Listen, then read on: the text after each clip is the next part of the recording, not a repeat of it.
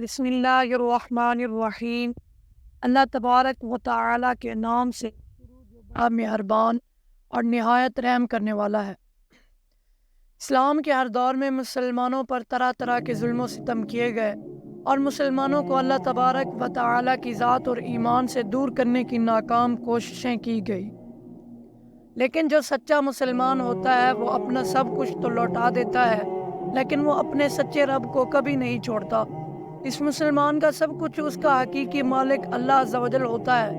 یہی وجہ ہے کہ اللہ تبارک و تعالی اپنے بندے سے 70 ماؤں سے بھی زیادہ پیار کرتا ہے۔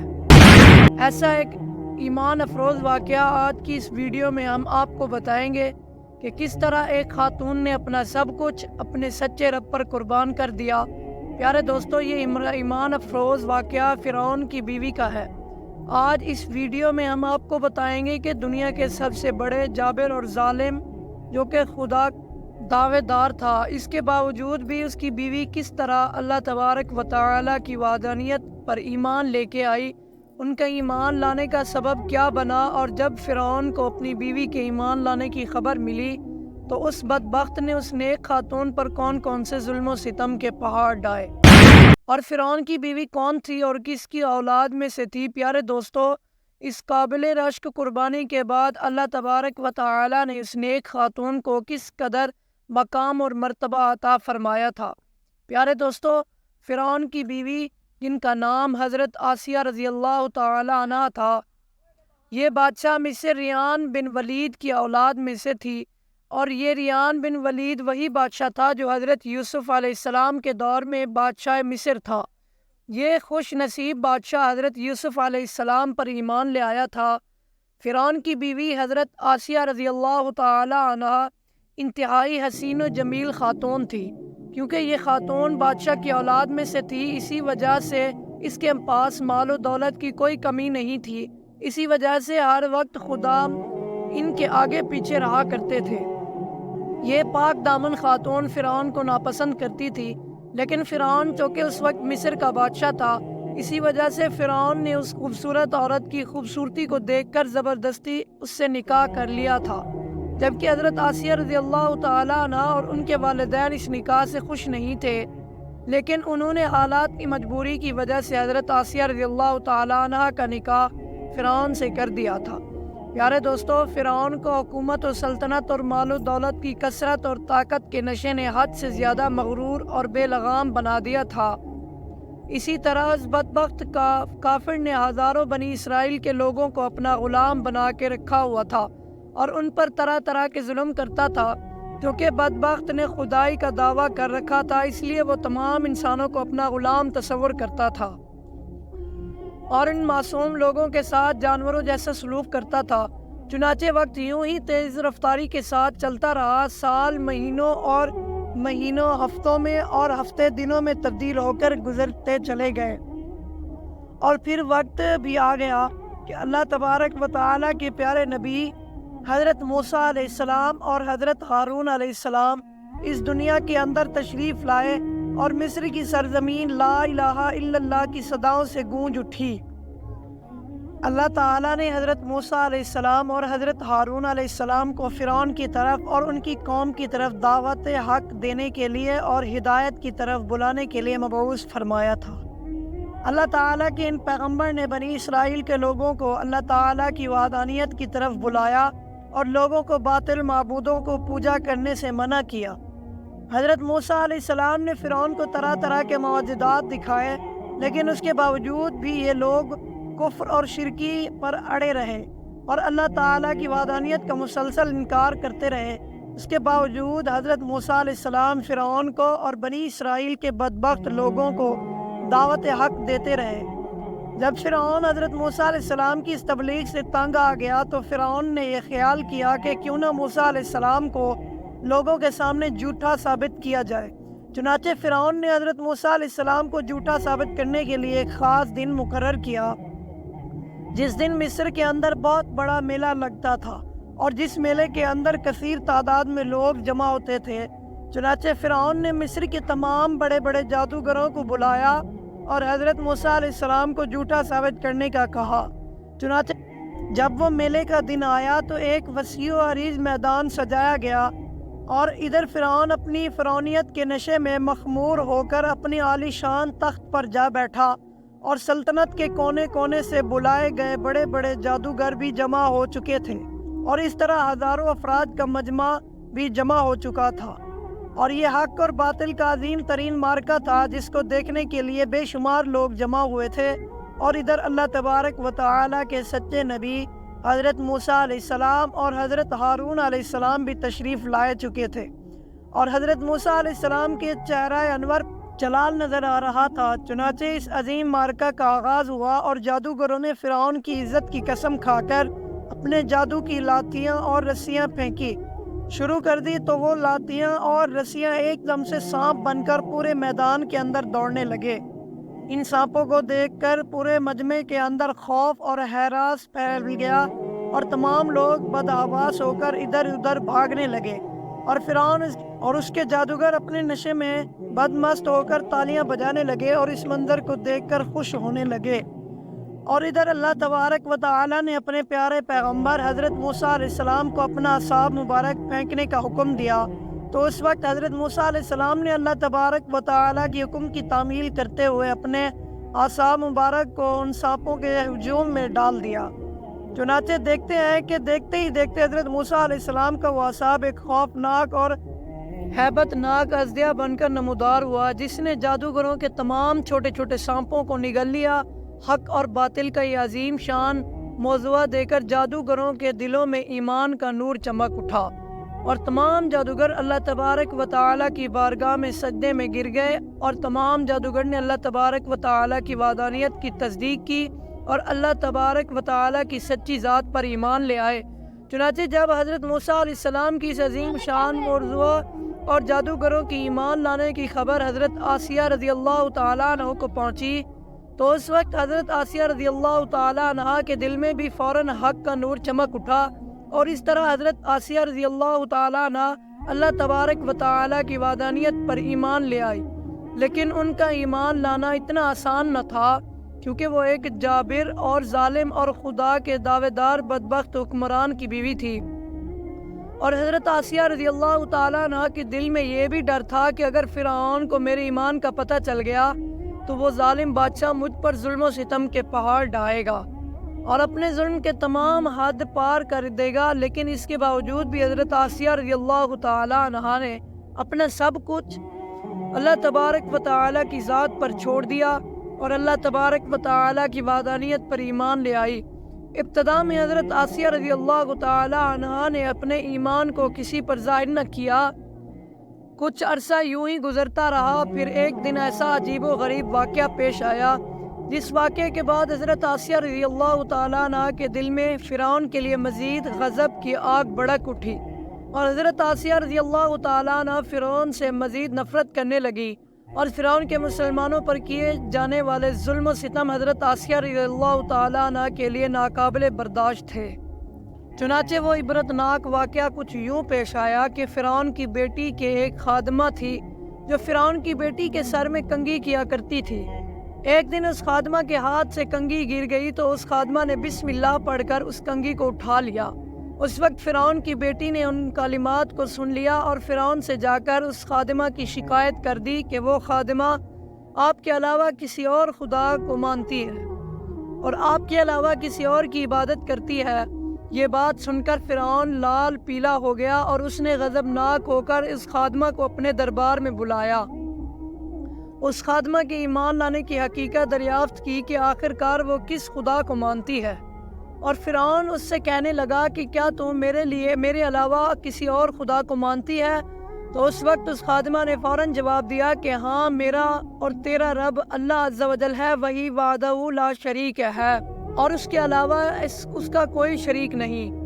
چنانچہ خادمہ کی یہ بات سن کر فرعون اس پر مزید غضبناک ہو گیا۔ چنانچہ فرعون نے اس خادمہ کو اور ان کے معصوم بچوں کو کھولتے ہوئے تیل میں ڈال دیا اور ان کو شہید کر دیا۔ یہ خوفناک اور دل خراش منظر اس وقت فرعون کی بیوی بھی دیکھ رہی تھی۔ اسی دوران اللہ تعالیٰ کی قدرت کا جلوہ گری ہوا اور اللہ تعالیٰ نے حضرت آسیہ رضی اللہ تعالیٰ عنہا کے آنکھوں سے غیب کے پردے اٹھا دیے تھے اور فرعون کی بیوی کی بصیرت کو روشن فرما دیا تھا، اور فرعون کی بیوی نے یہ منظر بھی دیکھا کہ فرشتے اس خادمہ کی روح کو لے کر آسمان کی طرف جا رہا ہے۔ اسی طرح فرشتوں کو دیکھنے کے بعد فرعون کی بیوی کا ایمان مزید مضبوط ہو گیا تھا اور وہ مزید اللہ تعالیٰ کی وحدانیت کا یقین کرنے لگی، اور حضرت موسیٰ علیہ السلام کی صداقت اور حقانیت بھی واضح ہو گئی۔ اس خوفناک منظر کو دیکھنے کے بعد فرعون کی بیوی سوچ میں پڑ گئی اور سوچنے لگی کہ میں مسلمان ہونے کے باوجود بھی مسلمانوں پر ہونے والے ان تمام تر ظلم و ستم کو کس طرح برداشت کر سکتی ہوں۔ ابھی فرعون کی بیوی انہی خیالات کے اندر گم تھی کہ فرعون اپنی بیوی کے پاس آیا اور اس مظلوم عورت پر کیے جانے والے اپنے ظلم و ستم کی داستان کو اپنی بیوی کے ساتھ بیان کرنے لگا۔ اسی وقت فرعون کی بیوی نے اپنے دل ہی دل میں فرعون کے خلاف بغاوت کا علم بلند کرنے کا ارادہ کر لیا تھا۔ جب فرعون نے اپنی بیوی کو اس مظلوم عورت کو شہید کرنے کی خبر دی تو فرعون کی بیوی نے فرعون سے کہا کہ اللہ تیری خرابی ہو، کس سے شے نے تجھے اللہ تبارک و تعالیٰ کے مقابلے میں اتنا ہی باغ کر دیا ہے۔ یہ بات سن کر فرعون ایک بار پھر بھڑک اٹھا اور اپنی بیوی سے کہنے لگا کہ تجھے بھی اسی جنون نے آ لیا ہے جس جنون کے اندر وہ خادمہ مبتلا تھی۔ چنانچہ اس کے جواب میں فرعون کی بیوی نے فوراً سے کہا کہ مجھے کوئی جنون نہیں آیا، میں تو اس خدا وحدہ لا شریک پر ایمان لائی جو میرا اور تیرا تمام جہانوں کا سچا رب ہے۔ اس طرح اس بہادر خاتون نے کھلا مکھلا فرعون کے سامنے اپنے ایمان کا اظہار کیا۔ فرعون اپنی بیوی کو یہ بات سن کر حیران و پریشان رہ گیا، اور فرعون شروع میں بغیر کسی ظلم و ستم کے اپنی بیوی کو سمجھانے کی کوشش کرنے لگا، اور فرعون نے اپنی بیوی کو ایمان سے دور کرنے کے لیے ان کے والدین کو بھی بلایا اور ان کو دھمکی دینے لگا کہ اگر تمہاری بیٹی نے حضرت موسیٰ علیہ السلام کے خدا کا انکار نہ کیا تو ضرور یہ موت کا مزہ چکھے گی۔ چنانچہ حضرت آسیہ رضی اللہ تعالیٰ عنہ کے والدین نے تنہائی کے اندر حضرت آسیہ رضی اللہ تعالیٰ عنہ کو کہا سمجھانے لگے، لیکن حضرت آسیہ رضی اللہ تعالیٰ عنہ کا ایمان چونکہ مضبوط ہو چکا تھا، اسی وجہ سے انہوں نے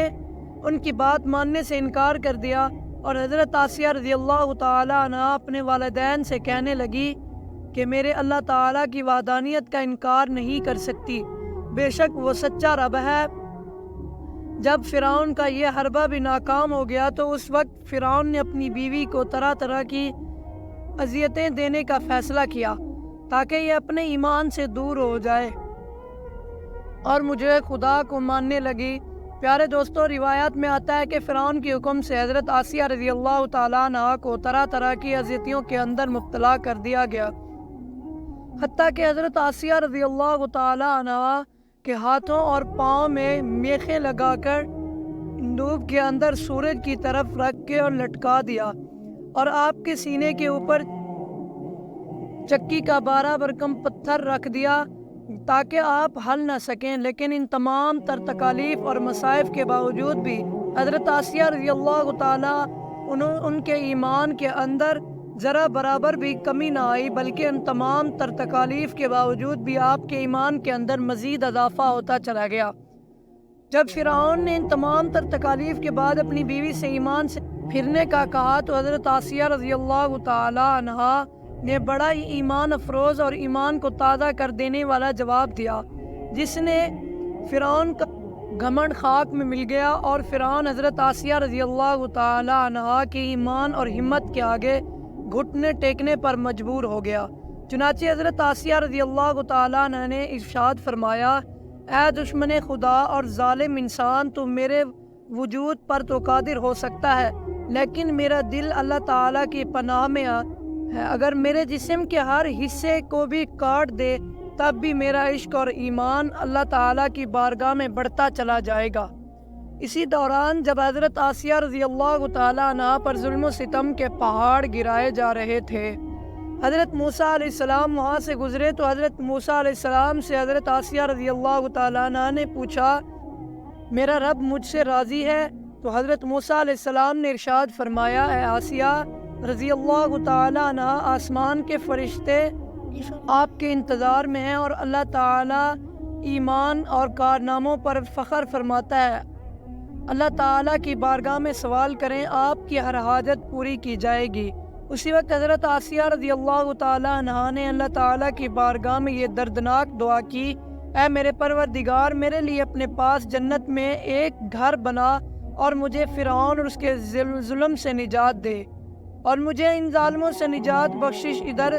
جب فرعون نے حضرت آسیہ رضی اللہ تعالیٰ عنہ کو ایمان سے دور کرنے کی تمام تر کوششیں کر لی تو ہر کوشش کے اندر ناکامی کا سامنا کرنا پڑا، تو اس وقت فرعون نے حضرت آسیہ رضی اللہ تعالیٰ عنہ کو شہید کرنے کا فیصلہ کر لیا، اور آخری حربے کے طور پر فرعون نے اپنے کارندوں سے کہا کہ ایک بہت بڑی چٹان لے کر آؤ، اگر یہ چٹان دے کر اپنے ایمان پر قائم رہتی ہے تو یہ چٹان اس پر گرا دینا، اور اگر یہ ایمان سے پھر جاتی ہے تو پھر یہ میری بیوی ہے۔ پیارے دوستو، اس خوفناک منظر کے وقت جہاں ایک طرف زندگی ہے اور دوسری طرف موت کھڑی ہے، تو اسی وقت حضرت آسیہ رضی اللہ تعالیٰ عنہ نے آسمان کی طرف نگاہ اٹھا کر دیکھی تو جنت کے اندر اپنا سفید موتیوں والا محل نظر آیا، جس سے آپ کا ایمان مزید بڑھ گیا، اور اسی حالت میں آپ کی روح پرواز کر جاتی ہے، اور اس کے بعد آپ رضی اللہ تعالیٰ عنہ کے جسم مبارک پر وہ چٹان گرا دیا جاتا ہے، اور وہ چٹان ایسے بدن پر گرتی ہے جس میں روح نہیں ہوتی۔ اس دردناک واقعے کے دوران جب فرعون اپنی بیوی پر طرح طرح کے ظلم کر رہا تھا، اس وقت اللہ تعالیٰ نے فرشتوں کو حضرت آسیہ رضی اللہ تعالیٰ عنہ پر مقرر کر دیا، اور وہ فرشتے حضرت آسیہ رضی اللہ تعالیٰ عنہ پر سایہ کیے ہوئے تھے، اور ان کو جنت کے اندر اپنا مقام دکھایا جا رہا تھا، جس کی وجہ سے حضرت آسیہ رضی اللہ تعالیٰ عنہ کا ایمان مزید مضبوط ہو گیا، اور فرعون کی تمام مصیبتوں کو آپ بھول گئی۔ اس طرح حضرت آسیہ رضی اللہ تعالیٰ عنہ نے دنیا کی تمام تر تکالیف اور مصیبتوں کو برداشت کیا، لیکن اللہ تعالیٰ کی وحدانیت کو نہیں چھوڑا، اور پھر وہ اللہ تعالیٰ نے حضرت آسیہ رضی اللہ تعالیٰ عنہ کو وہ مقام عطا فرمایا جو مقام آج تک کسی کو نہیں ملا۔ حضرت آسیہ رضی اللہ تعالیٰ عنہ جب جنت میں جائے گی تو اللہ تعالیٰ آسیہ رضی اللہ تعالیٰ عنہ کو یہ نعمت عطا فرمائے گا کہ وہ جنت میں حضور پاک صلی اللہ علیہ وآلہ وسلم کی زوجہ محترمہ ہوگی، اور اللہ تعالیٰ کا ان شمار حضور صلی اللہ تعالیٰ علیہ وآلہ وسلم کی ازواج مطہرات میں فرمائے گا۔ اللہ تعالیٰ سے دعا ہے کہ اللہ تعالیٰ ہمیشہ اپنا عشق اور ایمان سلامت رکھے، اور حضور صلی اللہ تعالیٰ علیہ وسلم کی محبت کے اندر جینا اور مرنا نصیب فرمائے، آمین۔